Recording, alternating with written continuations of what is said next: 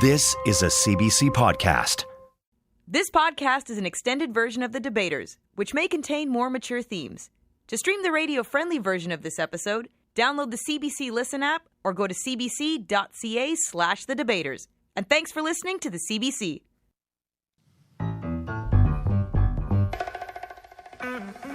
Hey Canada, we're Bretting it all on a good time. From Cape Breton, it's The Debaters!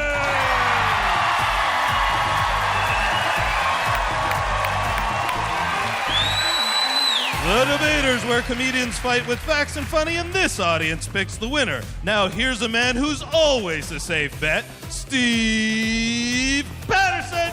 Hey! Hello, Canada! Welcome back to The Debaters. We're here in Cape Breton. Finally! We finally made it. A very distinct part of Nova Scotia. And what makes it distinct? Well, a lot of things. But one is your local pastime of meat darts. Meat darts. Let me explain this to the rest of Canada. Some of you are thinking, is this throwing meat like darts or throwing darts at meat? No, it's a Cape Breton tradition of playing darts to win meat. The only harder way to get meat in Cape Breton is trying to get a donaire here after last call at the bars.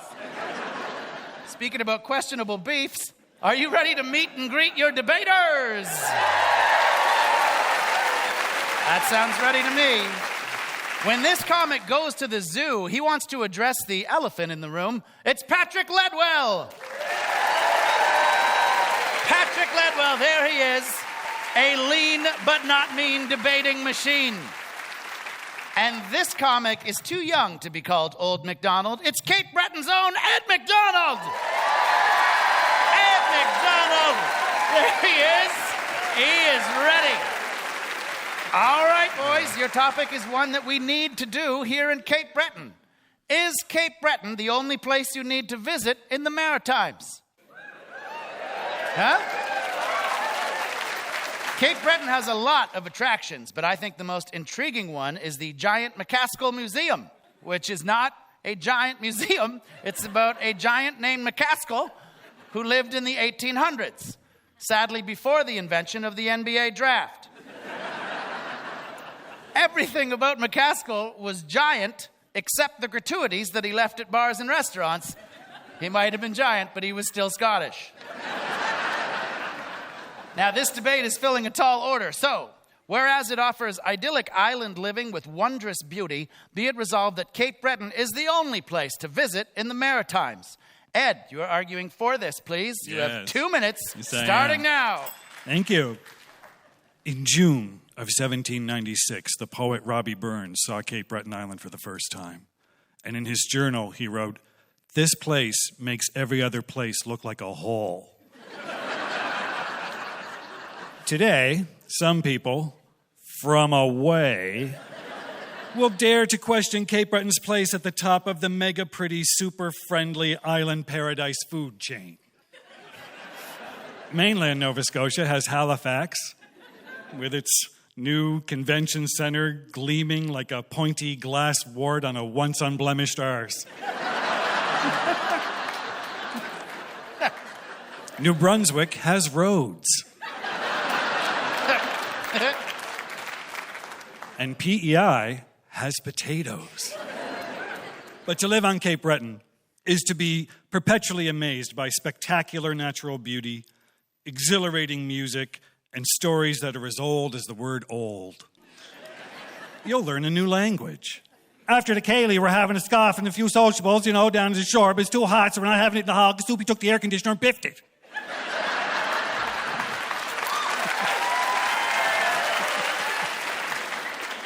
Hungry?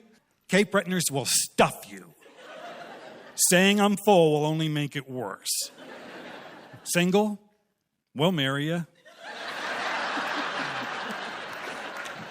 We'll make you feel so at home, you'll stop wearing pants. Which is a relief when you've been force-fed lobster for a couple of weeks. And the sweet thing about it is we don't care. Because no matter how ridiculous you get around here, you're never as embarrassing as our premier. And McDonald. Nice job. Well done, Ed. Pat, you got your work cut out for you. Now to tell us that Cape Breton is but one of the merry times you can have in the Maritimes, here's PEI's Patrick Ledwell.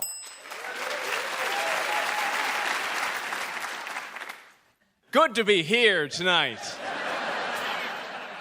Good to be here tonight in the province of Cape Breton. Oh, that's right, you're not one. When things in PEI get bad, and they do, I think at least we have some functioning industry. At least we have white, sandy beaches and clean water to swim in. At least we have non-rock-strewn topsoil that you can grow something in. Where would we be without those things? Oh, hello, Cape Breton. We're not so different, you and PEI. We're like Batman to your Joker. Me, haunted by family guilt, working 2 jobs. You, colorful, scarred by industrial chemicals. Unlike my opponent, I didn't leave the Maritimes. Oh. Whoa. I'll serve you the straight truth about your tourism. A landmark restaurant called Lekachik? For real? Is that for real? In any functioning part of Canada, the health inspector shuts that down. The Cabot Trail? The main amazing thing is how well the curves cancel out the weaving of your rural drunk drivers. The Gaelic language. That's the rattle that results from 3 decades smoking export A's during mine breaks. Then drinking half a liter of clotted cream before singing at the Legion.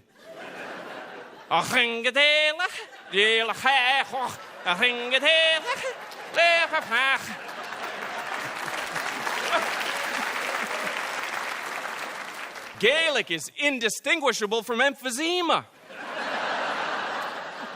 And your music. Listen to the song that's practically your anthem, Out on the Myra. Out on the Myra, on warm afternoons, old men go fishing with black line and spoons. And if they catch nothing, they never complain. I wish I was with them again. Little wonder they catch nothing. They're trying to catch damn fish with a spoon. It hurts, Cape Breton, but I'm telling you because I care. Thank you. Patrick Ledwell. All right, debaters. Time now for the bare knuckle round. We're debating if Cape Breton is the only place worth visiting in the Maritimes. So I say to you, pair of Cape Crusaders, don't fiddle too much with your argument. Keep your opponent at bay and high-land some punches that leave him gay-licking his chops. Whatever you do, make sure there's no ifs, ands, or cabuts. Now. Well, I did mention that my opponent hasn't lived in Cape Breton for long stretches. He's like a cool dad who left his embarrassing family and shows their picture when he voyages abroad and puts it on his Tinder profile. They're always in my hearts. You do realize that Greenland is melting, right? When it's done melting, there's just going to be a bridge to nowhere. You know that? Isn't that the nickname for the Canso Causeway? Wow. Yeah, it is. That's what we call it. Because when you get on it, you're going nowhere. I should remind you, gentlemen, we are not debating which bridge is worse. We're debating whether Cape Breton is best. Well, it's hard to debate when it's just an obvious fact. I mean... Like up in the Highlands, there's a special name for the wind. La Souette winds. That's southeast, pronounced by someone from Shetticamp. Souette, because the wind blew the flippin' teeth out of their mouth and they can't talk anymore. All right, that's the bare knuckle round. It's time now for the firing line. In my hand, I have a list of questions on Cape Breton as a tourist destination, brought to you by East Coast Lighthouses. East Coast Lighthouses. Yeah. They are truly a must-see out here, especially if you're a boat. What magazine called Cape Breton one of the world's must-see islands? Ed. High Times. I don't know if that's true, but I don't doubt you have a subscription. Patrick. Cape Breton Post bi-weekly tourism insert. Seems a little biased, doesn't it? Yeah. Really good. The actual answer, Travel and Leisure magazine called you one of the world's must-see islands. Yeah. According to narcity.com, one of the 31 signs you grew up in Cape Breton is that you consider what dish to be a gourmet meal? Ed. A&K Lickachik.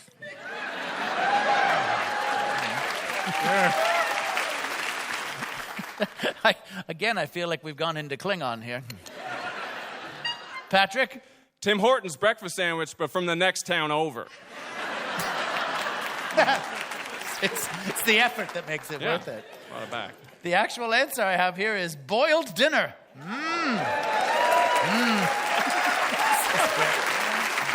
You guys are my people. This is great. The port of Sydney, Nova Scotia is the home of the world's largest what? Ed. Tools. It's the world's largest, say it with me, fiddle. Oh. Writer Farley Mowat said, I write better in Cape Breton. There's too many what in Ontario? Ed McDonald. Tools. Same answer. This time, 1.5 points. Patrick Ledwell. Distracting jobs. 2 points. The actual answer was people, but I liked your answers better. That's the firing line, everybody. All right.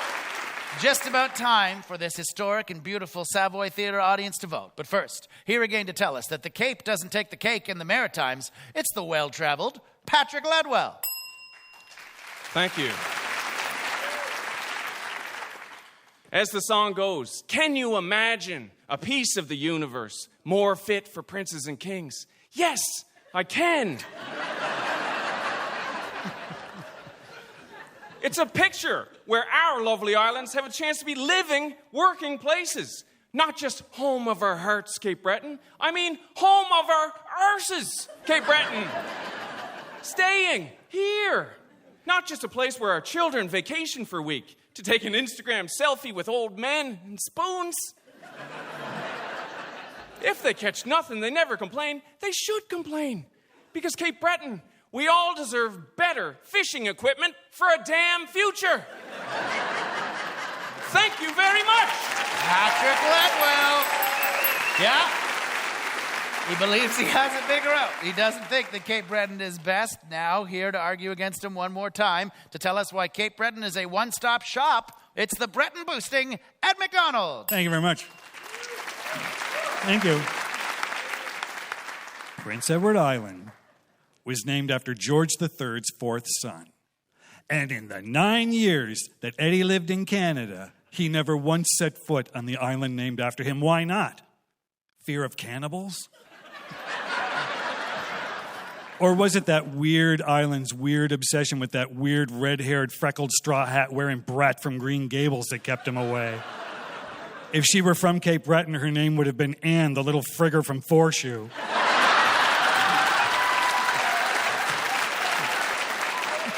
Look, we all know Cape Breton is the only place to visit or otherwise, because every other place doesn't even exist. Ed McDonald, he has said his piece. He steps back triumphantly from the podium. He thinks he's won this thing, and win or lose, I'm here to tell you that Anne, the little frigger from Forshoe, starts on CBC this fall. I'm almost sure of it. That's it, audience. It's time to vote by applause. Who thinks that Ed's Cape Breton boasts were the most? Ed McDonald. Woo! A lot of love. A lot of Cape Breton love. And who thinks Patrick's maritime visit voice was victorious? Patrick Ledwell. Big support. Big support on both sides, but I gotta give this one to the place we're at. The winner's Ed McDonald. You gotta visit Cape Breton before anywhere else in the Maritime. Big hand for Ed McDonald and Patrick Ledwell, everybody. You're listening to The Debaters on CBC Radio. Be sure to follow us online for access to exclusive content and tour dates. You can like us on Facebook and follow us on Twitter at CBC Debaters. And now, back to Steve Patterson. Hey, Cape Breton, are you ready to meet your next pair of debaters? Let's do it! This comic always has the right of way. It's Matt Wright. Matt Wright. There he is, looking suave as always. And next to the Blue Jays, this guy is Canada's favorite Jay. It's Jay Malone. Jay Malone from Nova Scotia, staring down Matt Wright. From Newfoundland, it's a regional battle, and it's just about on. Your topic is televised weather forecasters. In this digital age, do we even need them anymore? Now, many forecasters are meteorologists, and meteorology was originally the study of anything that came from the sky. True story. But also weird story, because birds also come from the sky. And not once has a meteorologist predicted how many birds I'm going to see in a day. Speaking of which, look out for this debate. Whereas worldwide forecasts are available in an instant, be it resolved, the days of the weatherman and weatherwoman are over. Jay, you are arguing for this, please. You have 2 minutes, starting now. Thanks, Steve. First of all, let's get a handle on what we're talking about here, okay? We're talking about weather people. That means meteorologists, tornado hunters, and any models they found who could read a teleprompter. Pretty much anyone who has turned the world's most annoying form of small talk into an actual career with benefits. Look, weather is based on far too many variables to give confident forecasts, okay?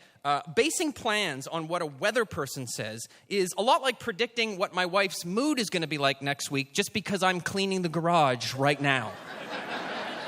Look, the problem is we've become so used to these people getting the weather wrong that we don't even notice it anymore, okay? I mean, it's been happening since the first guy forecasted a dry summer while Noah was leading two of everything onto his friggin' ark.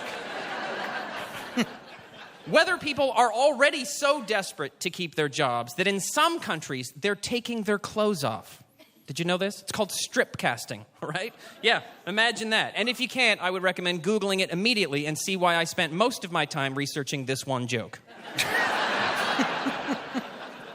But honestly, it's just those kinds of mixed messages that could cost us our lives.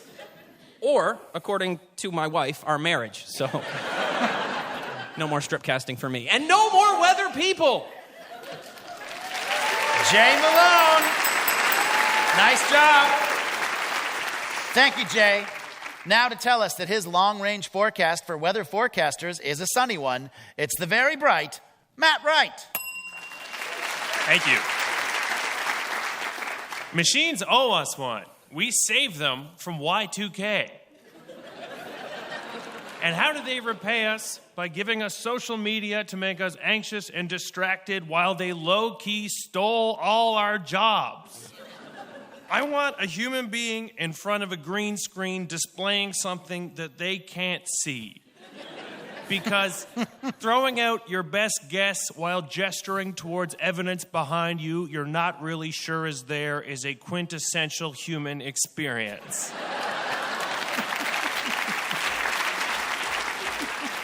And if we hand over the news to computers, we lose news bloopers, and I love news bloopers.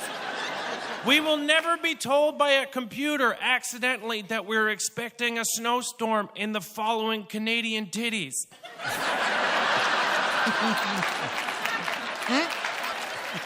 But what I will miss the most is when a news network sends out their weather person out into a storm to confirm that it's a storm.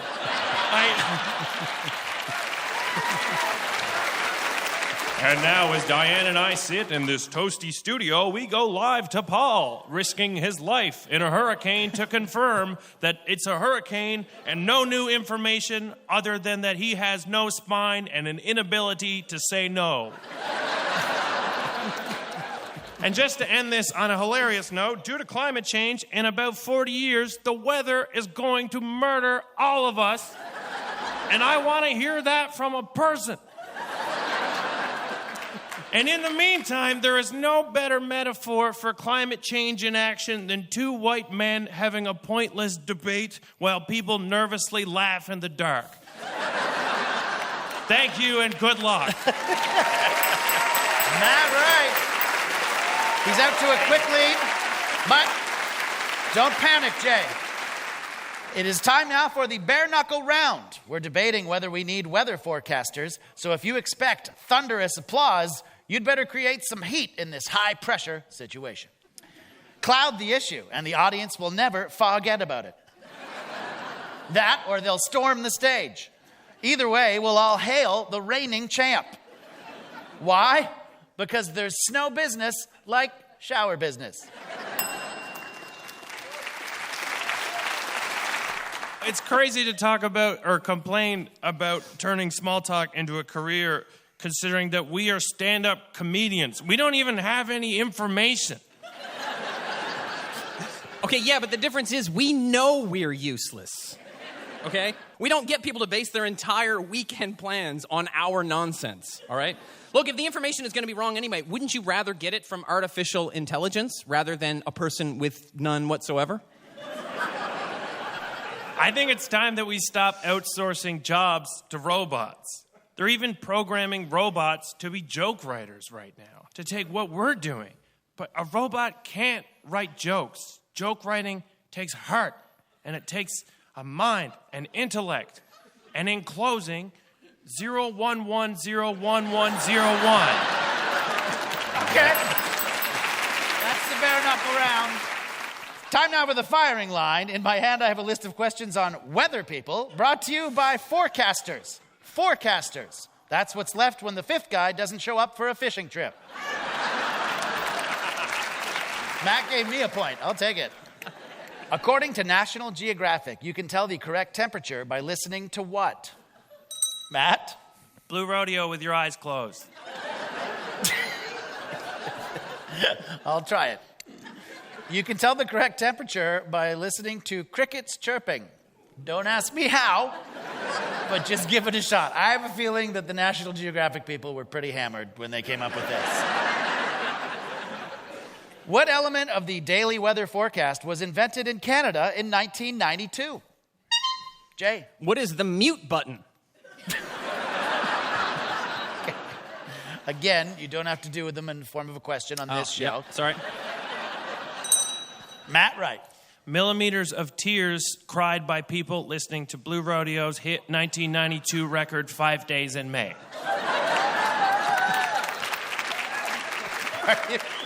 Are you sponsored by Blue Rodeo for this round?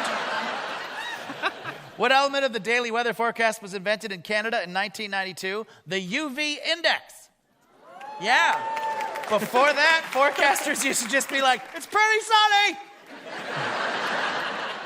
What is the term weather people use for a forecast that is incorrect? Jay. The huge. Incorrect, but I like the way you delivered that. 1 point. Matt Wright. If we are lost and we are lost together. -3. It's -3. They're a fabulous band, but it's not what we're looking for. This is cheap. It's cheap pandering. The term that weather people use for a forecast that is incorrect is a bust. According to weatherman Scott Sistick, what joke are weather people tired of hearing? Jay. What's the difference between a sinkhole and a weather person? The sinkhole is supposed to suck.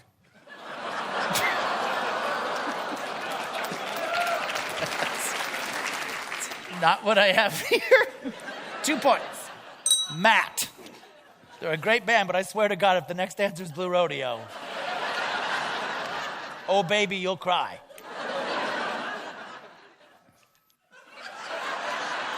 Knock, knock.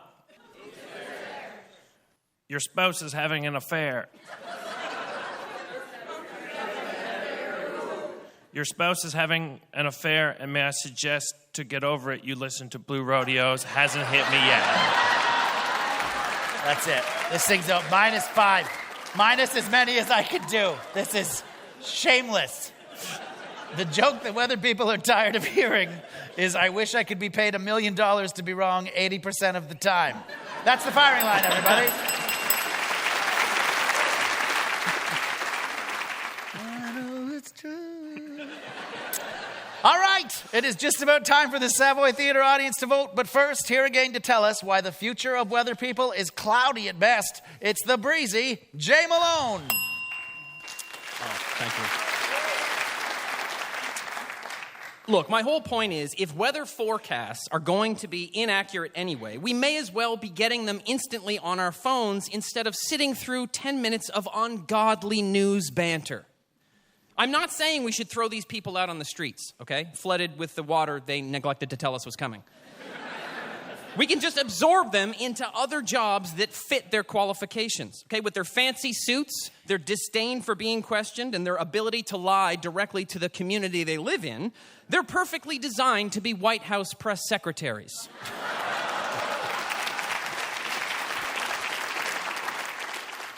So I say let's get them off our TVs and put them into the one profession that's less predictable and trustworthy than our climate, the very politics that are killing it.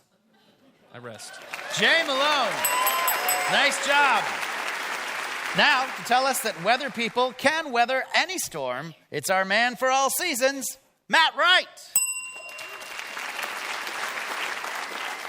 If you needed any more proof that weather people are important, look no further than right here in Cape Breton, which is home to the internet's famous weatherman, Frankie McDonald.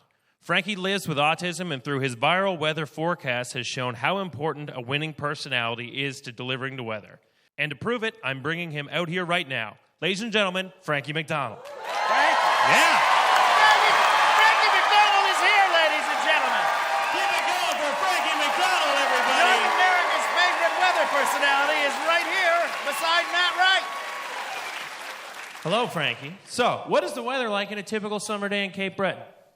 Average temperature, sometimes hot and humid, and a cool breeze coming from the beach waters.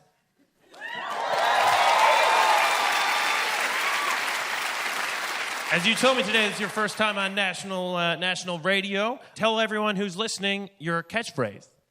Be prepared. And Frankie, I have just one more question for you, and the question is, who do you forecast to win this debate? And if you take bribes, I have storm chips. So, Frankie, who do you forecast to win this debate? Matt Wright. Keep it going for Frankie, everybody. Frankie McDonald in the house. Frankie McDonald has forecast the win for Matt Wright. I love Frankie. This is dirty. This is dirty, Matt. Jay, I'm going to do the vote anyway. Let's try to make this respectable, everybody, all right? Hey, everyone, who thinks Jay's weather people bashing was best? Jay Malone. All right. Okay. This could still go either way. Yeah? Who thinks Matt Wright's boosting the weather forecasters made him the master? Matt Wright and Frankie McDonald. There it is. The crowd is smoking. There is no doubt about it. Long live the weather forecasters, Matt Wright, and a special appearance by Frankie McDonald. Well, that's all for this week. I'm Steve Patterson saying talking to people about the weather isn't fun, but talking about the people who talk about the weather sure is. I'll argue with you again soon, Canada. Good night.